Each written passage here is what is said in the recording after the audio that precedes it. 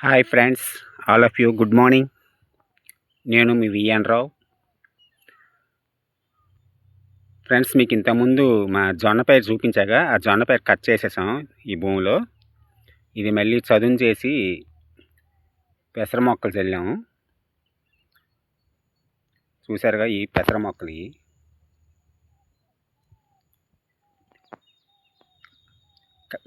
జొన్న పైరు కట్ చేసిన వెంటనే ఒకసారి జల్లితే వర్షాలు ఎక్కువైపోయి నాటలేదు, పోయాయి.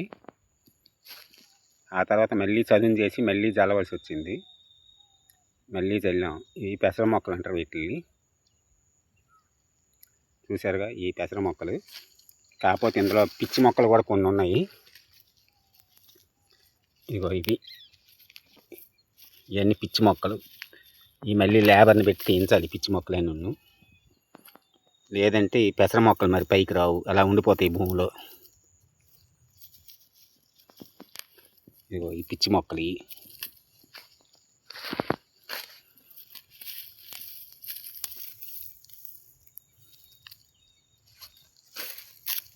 తెలుసుగా పెసర మొక్కలంటే పెసరపప్పు తింటారుగా, పప్పు అంటారుగా, ఆ పెసరపప్పు మొక్కలు అయ్యి.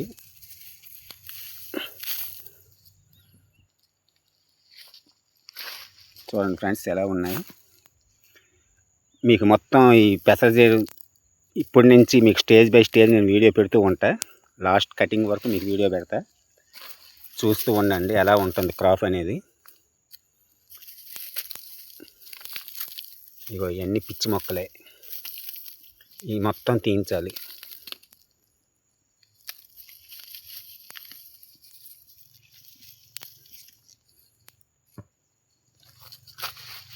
చూసారుగా పెసర మొక్కలు ఎలా ఉన్నాయి. పెసర మొక్కల కన్నా పిచ్చి మొక్కలు ఎక్కువ ఉన్నాయి. ఇదేమైందంటే మేము చల్లేటప్పుడు కొద్దిగా భూమిలో పదును ఎక్కువ ఉండడం వల్ల ఈ పిచ్చి గడ్డి ఎక్కడక్కడ అలా ఉండిపోయింది బతికి. లేదంటే చనిపోవాలి ఇది, కానీ ఉండిపోయింది అది. అదంతా మొత్తం క్లీన్ చేయించాలి. మీకు ఎండింగ్ వరకు స్టేజ్ టు స్టేజ్ నేను పెడుతూ ఉంటాను ఈ పెసర వీడియో చూడండి. ఈ వీడియో మీకు నచ్చితే లైక్ చేయండి, కామెంట్ చేయండి friends please. Okay, bye bye.